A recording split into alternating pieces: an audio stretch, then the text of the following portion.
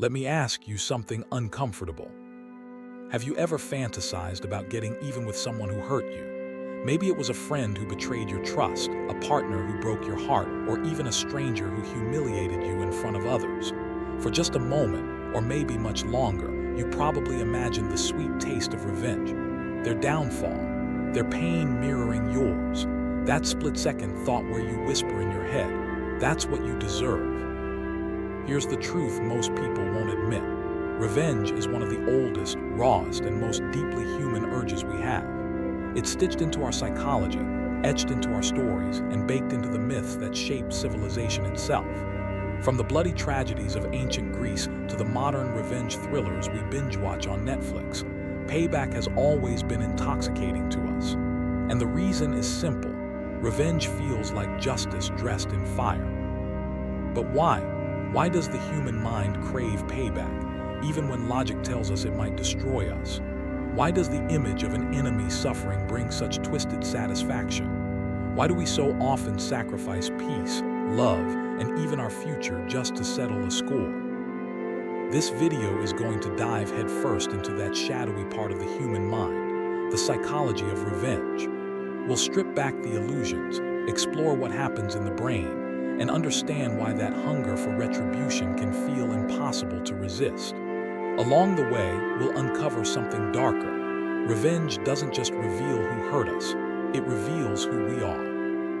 And maybe, just maybe, by the end, you'll see revenge differently, not as a simple act of payback, but as a mirror reflecting the deepest parts of human nature. So lean in. This won't be comfortable, but I promise it will be unforgettable.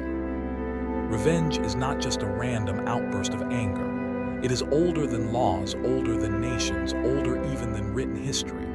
Think about it. Before police forces, before courts, before prisons, what kept people in check?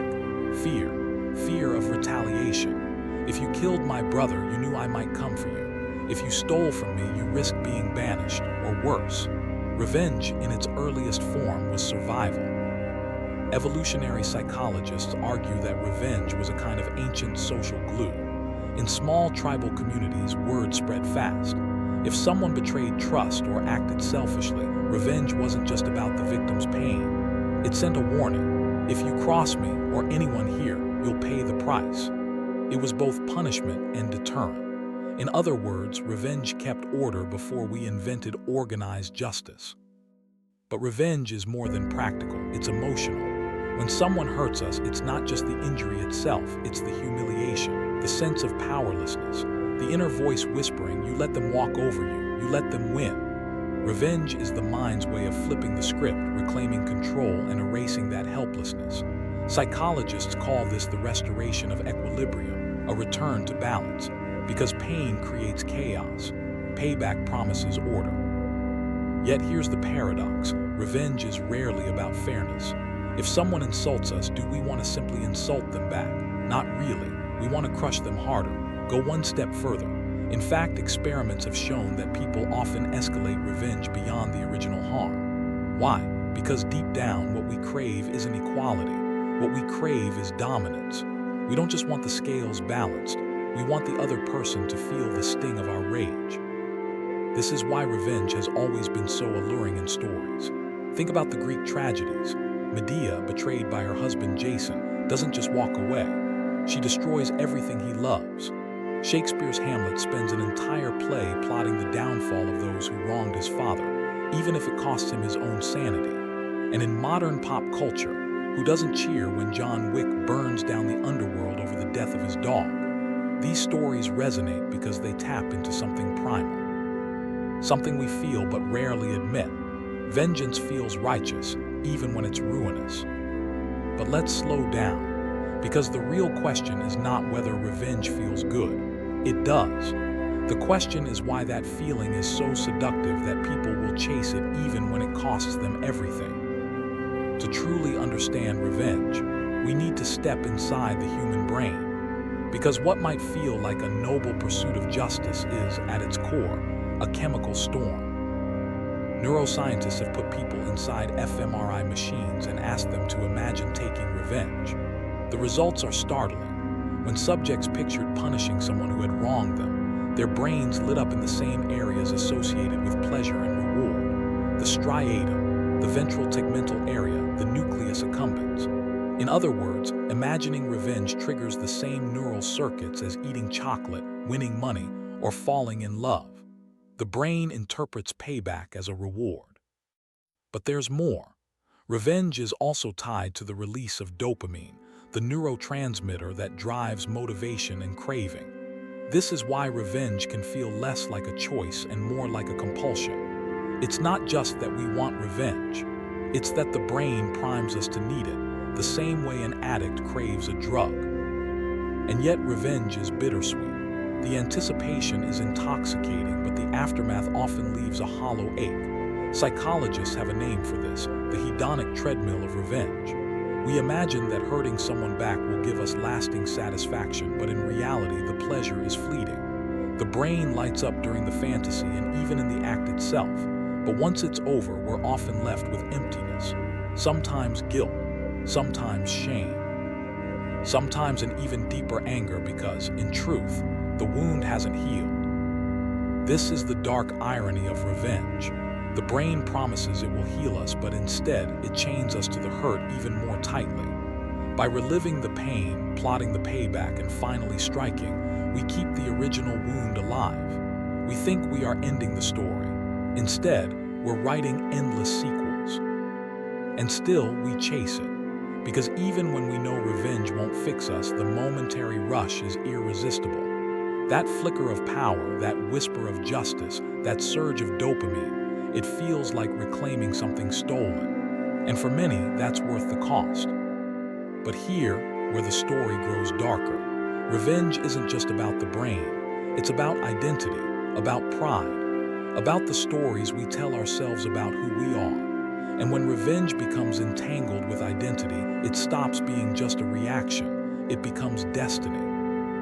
Revenge is never just about the act itself. It's about what the act means. And what it means most often is tied to pride, identity, and how we are seen by others. Think about a simple insult. If someone mocks you in private, it stings. But if they humiliate you in front of a crowd, the pain is magnified tenfold. Why? Because your reputation has been wounded. And reputation, for humans, has always been survival. In our evolutionary past, being respected, or at least feared, by the tribe meant protection. Being shamed or ridiculed meant vulnerability, isolation, even death. Revenge, then, isn't just personal, it's social. It tells others, you cannot disrespect me without consequences. This is why pride fuels revenge so powerfully. We might even convince ourselves it's not about pride. We say, it's about justice, it's about fairness. But underneath those noble words lies something rawer: the refusal to appear weak, the refusal to accept humiliation. Revenge restores not just our inner balance, it restores our public image. Psychologists call this the reputation defense theory of revenge. If people know you will strike back when wronged, they are less likely to cross you in the future.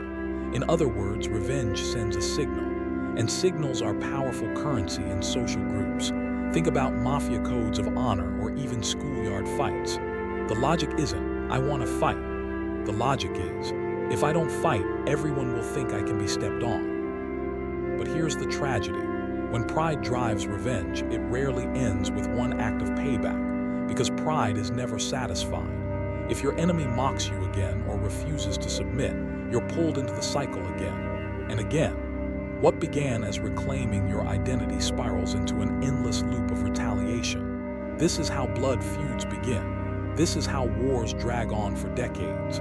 Each side convinces itself it's protecting honor. Each side believes it's answering injustice. And yet, each act of revenge only fuels the fire further. On the individual level, this is why revenge so often backfires. You don't just get even. You become locked into the identity of the avenger. Your life, your choices, your future all become tied to that one wound. You stop being defined by what you love, what you create, or who you are, and you become defined by the enemy you can't let go of. Revenge, in that sense, is not freedom, it's bondage. And yet, we still chase it, because to the human ego, Sometimes it feels better to be chained by vengeance than to live in the shadow of humiliation. Better to burn with rage than to stand in ashes of defeat. If revenge were just a private fantasy, something we daydreamed about but never acted upon, it might not be so dangerous. But in real life, revenge often comes with heavy consequences, sometimes subtle, sometimes catastrophic. Think about relationships. In love, revenge can be devastating. A partner cheats, and instead of walking away, the other cheats back. A betrayal is met with a betrayal, and suddenly the relationship collapses into a battleground. Both sides may feel justified. Both sides may claim they're teaching the other a lesson. But the reality is that neither finds peace. The original wound festers, doubled, tripled, multiplied until trust is impossible. In friendships, revenge can poison what was once sacred.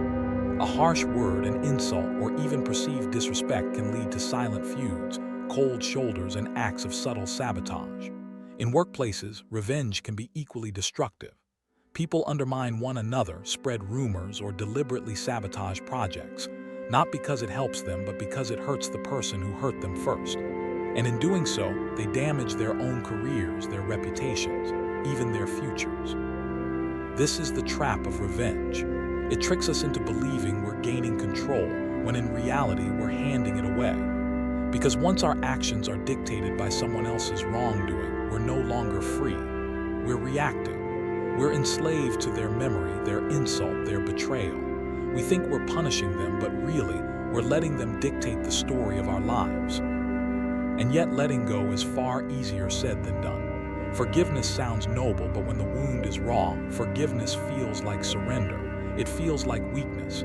It feels like letting the guilty walk free. This is why revenge is so sticky. It disguises itself as strength. It whispers, you're standing up for yourself. You're not letting them win. And for a brief moment, that whisper feels like truth. But psychologists who study revenge point out something sobering. People who act on revenge often report less happiness, less peace of mind, and more rumination. They replay the injury again and again, keeping the pain alive. Meanwhile, those who resist revenge, even imperfectly, often recover faster. Their wounds heal sooner. Their energy moves back into life, into growth, into creation. So why do so many of us fail to resist? Why, even when we know revenge won't truly heal us, do we still crave it? The answer lies in the very fabric of our emotions. Because revenge is not just about payback. It's about the human hunger for meaning. When we're hurt, we don't just lose peace. We lose the story of who we thought we were. Betrayal tells us, you're not safe, you're not respected, you're not loved the way you thought. That shatters our narrative. Revenge offers to write a new one. It gives us a role to play, the avenger, the strong one, the one who cannot be broken. And that perhaps is the deepest lure of all. Revenge is not about the enemy, it's about us. About the story we want to tell about ourselves when the world wounds us. At the end of the day, revenge is a mirror. It reflects not just what was done to us, but how we choose to respond. We can let the fire consume us, or we can rise from it stronger, freer, and unchained. The choice is ours.